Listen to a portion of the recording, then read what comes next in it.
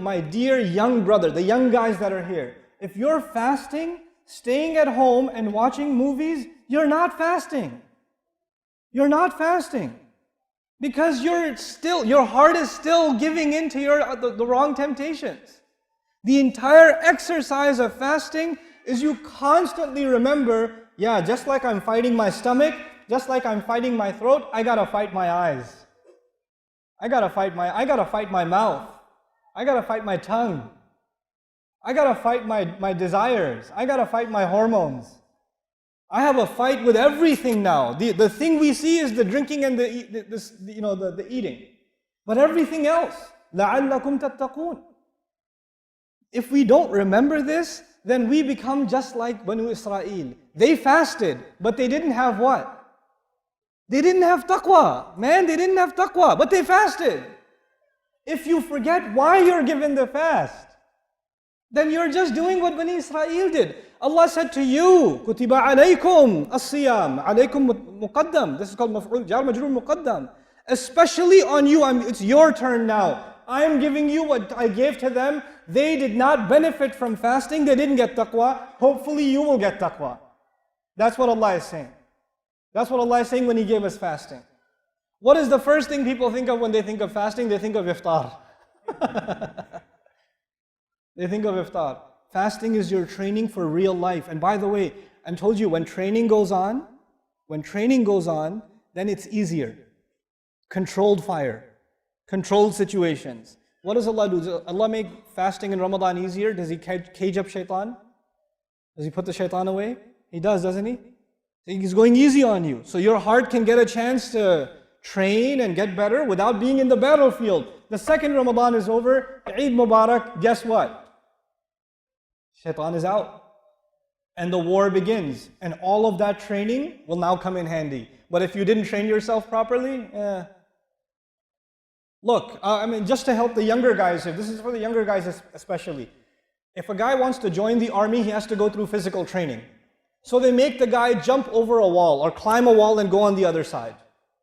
So two guys join the military. One of them jumps over the wall, the other one goes around the wall. They both got to the other side. You have to do it 10 times. One guy jumps over it 10 times, the other guy walks over it 10 times.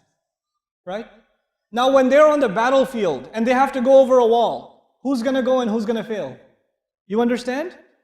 They both can say, I did it, I made it to the finish line. But that's what you wanted, to reach the finish line. I did it.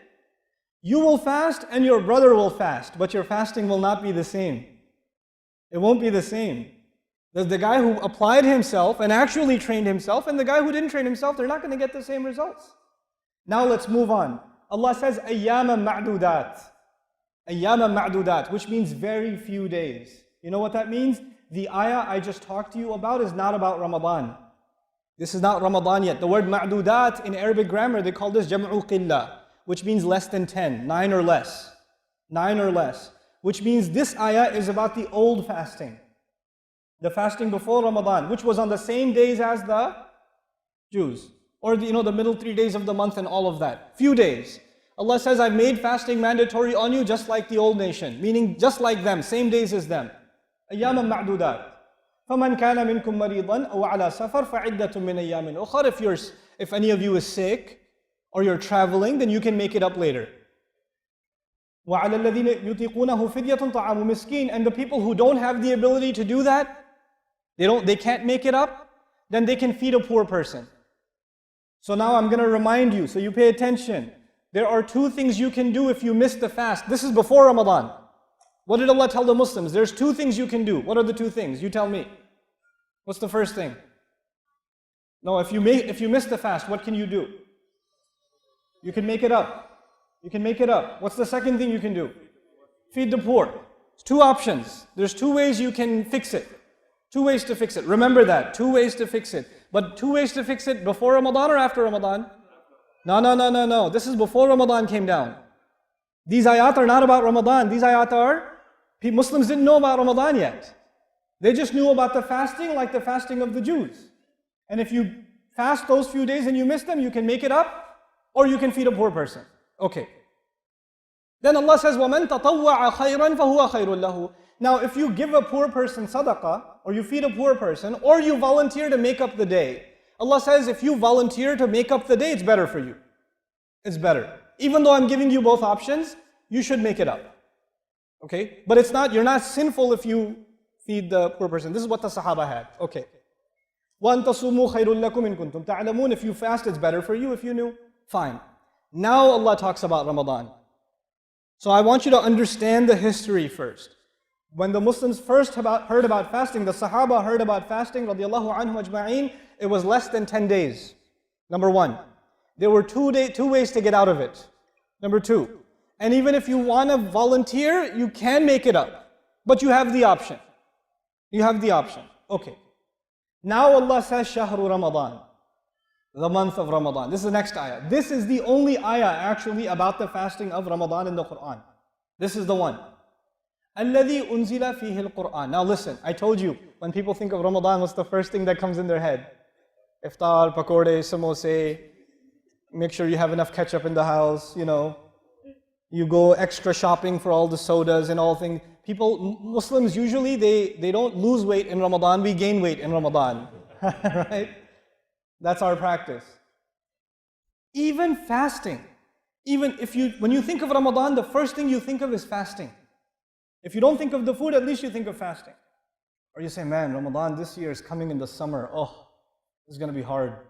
That's the thought that goes in your head.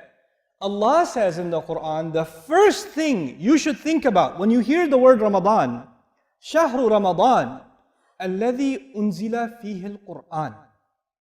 Not alladhi kutiba fihi al-siyam. Alladhi unzila fihi al-Quran. The month in which Quran came down. Ramadan, the month in which the Quran came down. The thing that makes Ramadan special is not the fasting.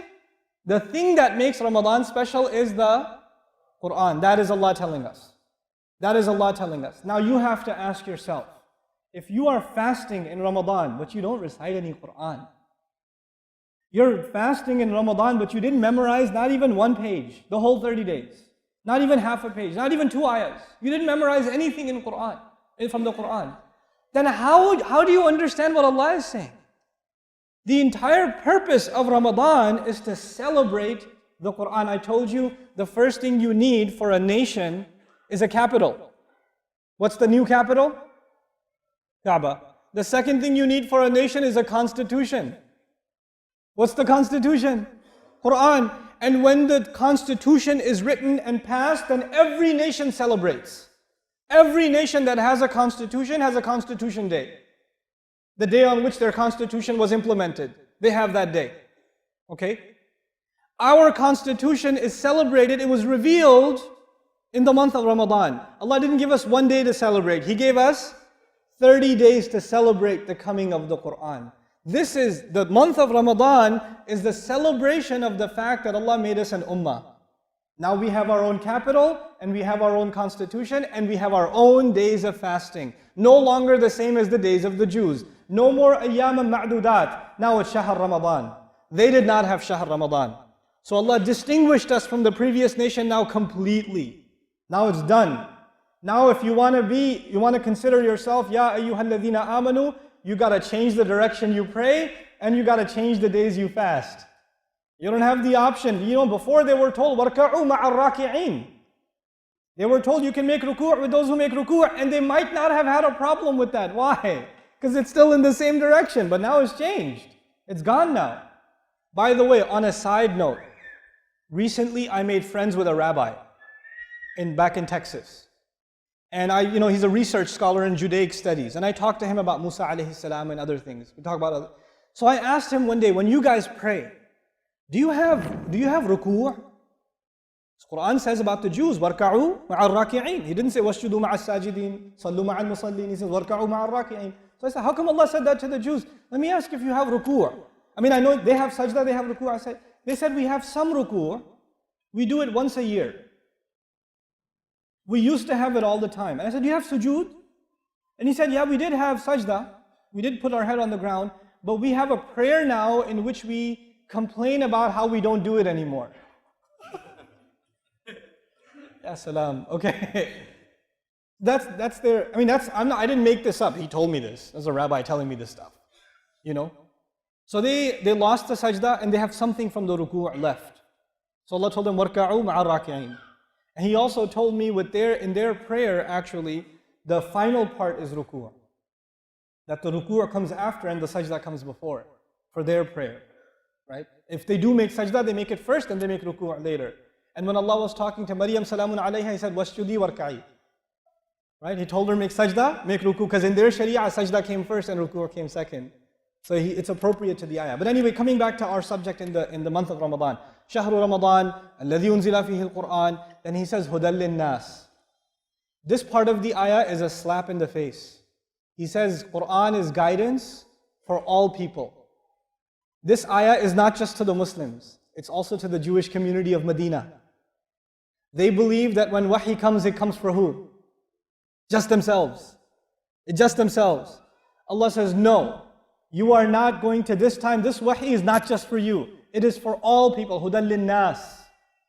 He didn't even say Hudan lil Arab, Hudan li Bani Israel, Hudan li Bani Ismail, Hudan li Bani Ibrahim. No. Hudan lin nas.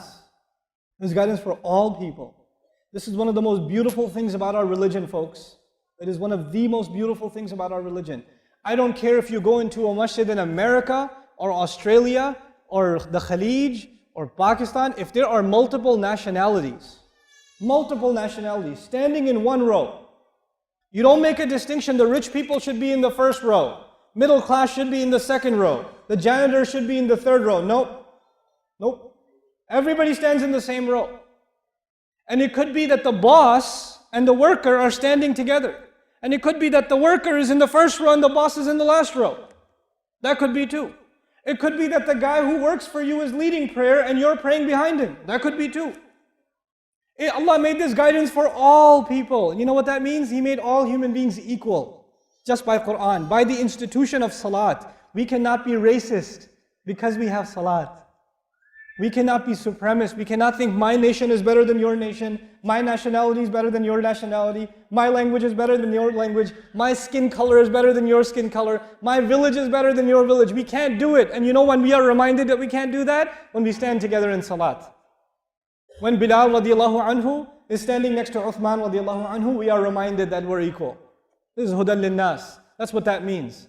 You know why I'm highlighting that? Because I notice it in Muslims. I notice asabiyya in Muslims. I notice Muslims make fun of other nationalities, look down on them, talk bad about them, talk bad about people that speak a different language. The Arabi makes fun of the non-Arabi. The Bangladeshi makes fun of the Pakistani makes fun of the Indian. The Filipino makes fun of the Malaysian. What's going on here? Don't we make salat? Don't we make salat?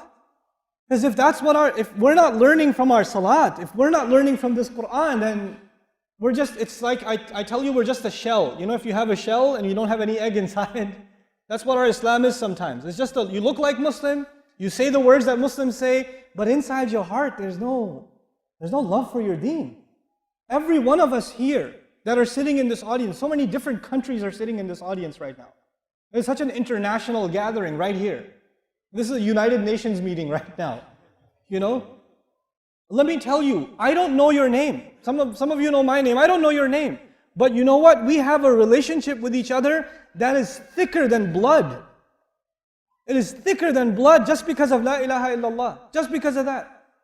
This Quran binds us together. And this was told to the Jews. You know why? Because the Jews believed they were special. Everybody else is second class. We're first class. Everybody else is Gentiles. We're the chosen nation. Allah says anybody can become people of Quran. Hudan linnas. Open invitation to humanity. That eradicates racism, nationalism, tribalism, egotism. It gets rid of these things. Subhanallah. What an amazing religion.